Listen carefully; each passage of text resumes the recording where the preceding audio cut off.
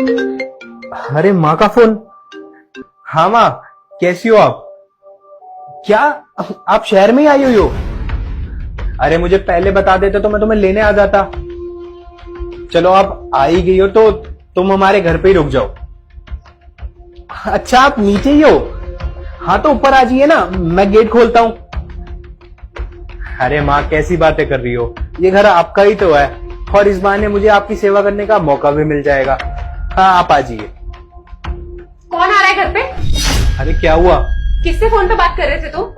अरे वो माँ आ रही हैं, वो इस शहर में किसी मंदिर पे आई थी तो मैंने बोला कि यहीं आ जाओ, और अगर थोड़े दिन हमारे साथ रह लेंगी तो उनको अच्छा ही लगेगा ना, और इस शहर में उनका कोई है भी तो नहीं। देखो भरत, मेरे घर पे ना कोई नहीं आना चाहिए, मुझसे नहीं होता है इतना काम, और मैं उनकी सेवा तो बिल्कुल भी नहीं करूंगी। अरे तुमने कभी सोचा है मेरे बारे में? पूरा दिन मैं घर का काम करती रहती हूँ, तुम तो कुछ हेल्प तक नहीं करते हो। पूरा दिन झाड़ू पोछा बर्तन कपड़े क्या क्या नहीं करना पड़ता है मुझे। अब एक जना और आ जाएगा तो उनकी सेवा भी मैं करूँ? मैं नहीं करूंगी, वापस भेज दो तुम उन्हें। अरे यार तुम कैसी बातें कर रही हो पागलों वाली, वहाँ का इस शहर में कोई नहीं है, वो यहाँ नहीं तो कहाँ रुकेंगी? हाँ तो उनको बोल दो कि बाहर ना बहुत सारी धर्मशाला है, वहाँ जाके रुक जाएंगी।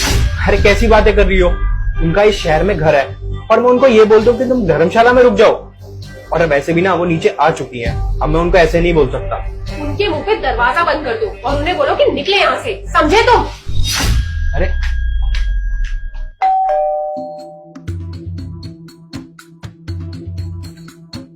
हाँ बेटा। अरे ये ऐसे क्यों किया दामाद जी ने? ऐश्वर्या को फोन करती हूँ।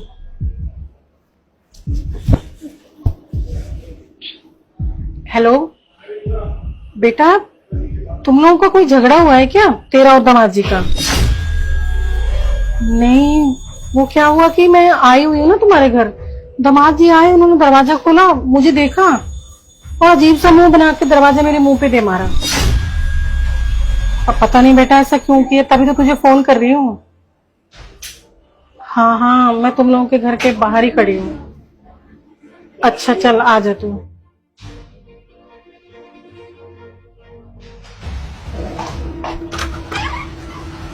माँ कैसे हैं आप? मैं ठीक हूँ, मेरी बेटी कैसी है? मैं भी ठीक हूँ। अब आइए ना, अंदर आइए। चल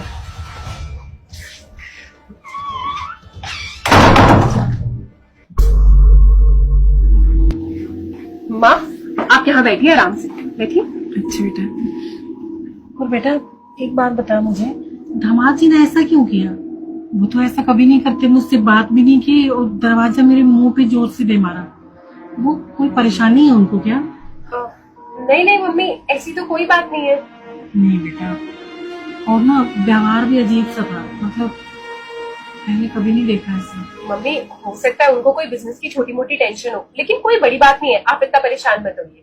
अच्छा, अब दामाद जी ने तुझे बताया नहीं था कि मैं आने वाली हूँ? क्योंकि मैंने तो उन्हें फोन करके बोला था कि मैं घर पे आ रही हूँ।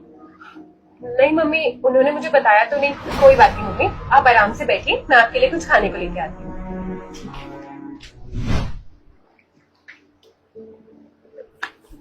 भरत, ये क्या किया तुमने? तुम्हें बिल्कुल भी शर्म नहीं आई ये सब करते हुए? अरे छोटे बड़े का लिहाज तुम भूल चुके हो क्या? दिमाग नहीं है तुम्हारे अंदर जरा सा भी? अरे बट मैंने किया क्या है? तुम्हारी हिम्मत कैसे हुई मेरे माँ के मुंह पे दरवाजा बंद करने की? देखो मैंने कुछ गलत नहीं करा, और जो तुमने बोला था मैंने वही किया है, और तुमने ही तो कहा था कि माँ आएंगी तो उनके मुंह पे दरवाजा मार देना, तो बस मैंने वही किया। और तुमने तो मुझे बोला था कि उनको बोलो कि जाके धर्मशाला में रह लो। अभी शुक्र करो कि ऐसा मैंने उनको कुछ भी नहीं बोला, सिर्फ उनके मुंह पे दरवाजा मारा है। अरे मैंने तुम्हें दरवाजा तुम्हारी माँ के मुंह पे बंद करने को बोला था, मेरी माँ के मुंह पे नहीं।